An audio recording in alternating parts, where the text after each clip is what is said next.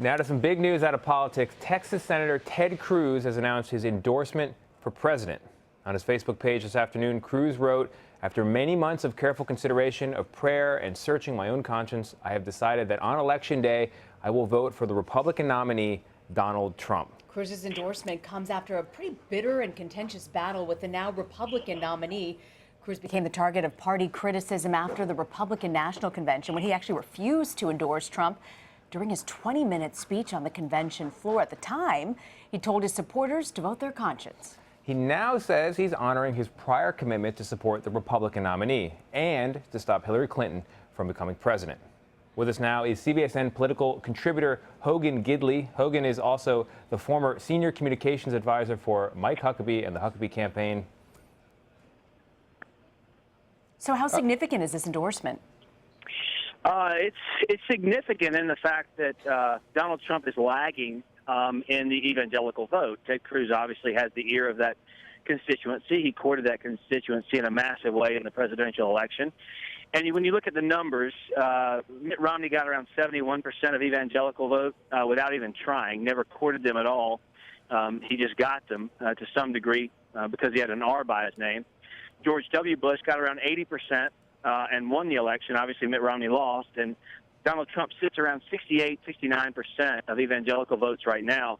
He's going to have to get that number up if he's going to secure the White House, and the way to help do that to some degree is to get Ted Cruz on board and to start having Ted Cruz go around the country and talk about the importance of voting for and the endorsement of Donald Trump.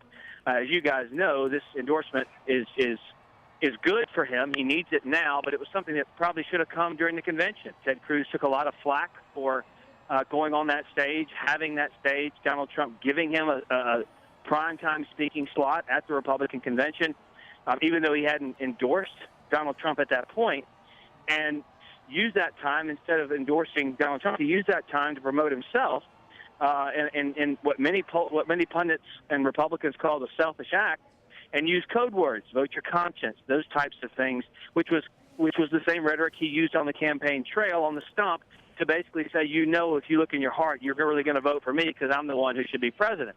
I'm the one who should be the nominee. So this is significant to bring this to a close. It's significant in the fact that right now Trump needs that constituency in order to secure the White House, and Ted Cruz is a potential helper for that constituency. But Hogan, it occurs to me that there is still some careful politicized language here. In the statement from Ted Cruz, he says, "I will support the Republican nominee," weighty pause, comma, Donald Trump. So he's on the one hand getting behind Donald Trump, but on the other hand, he seems to have built some distance in for himself so that if Trump goes down in flames, Ted Cruz and his future political ambitions are not tarnished with them.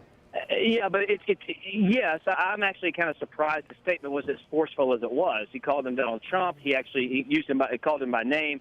He actually used the word endorse, which I didn't think he would actually do. But more than that, I know where you're going with that, with the comment you just made. But it's not the statement that tells me that the distance is still there. It's the timing of this. Why Ted Cruz decided not to do this when he had the primetime slot, that told me he was trying to build in his distance. It's not this statement. We're, however many days out now, a little bit more than a month out. He needs this endorsement. It's good for Donald Trump. And quite frankly, Ted Cruz needs it too. It's no secret in the Republican circles that Ted Cruz is going to run for president again. He may do it multiple times. And he doesn't want to be accused of not going in full force to defeat Hillary Clinton. Remember, for Republicans, a lot of folks out there, it's not necessarily about supporting Donald Trump. It's more about defeating Hillary Clinton. And while most Republicans I talk to who are still on the fence, they will tell me point blank, we have no idea what Donald Trump will do in the White House, none. But we know what Hillary Clinton would do, and that scares us more. And so it's less about Donald Trump for some Republicans and more about the Clintons. And as I've said on air several times with you guys, nothing rallies Republicans like the Clintons. And right now, the Clintons are at the top of the ticket. They're trying to get back in the White House as a team, and it makes a lot of sense that Ted Cruz should come out, if he has a political future in mind, and try to work to defeat the Clintons instead of worrying about himself. Hogan, does it affect Trump's reputation and his base that he called Ted Lion Ted? I mean, is this really going to ultimately translate to votes for Donald Trump?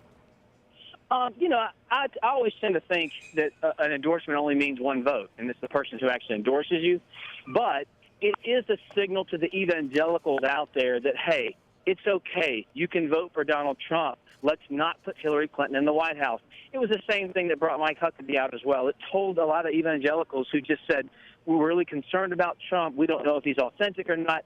It gives him some bona fides within that community that make it more palatable for a lot of evangelicals to decide to go out and vote for Trump.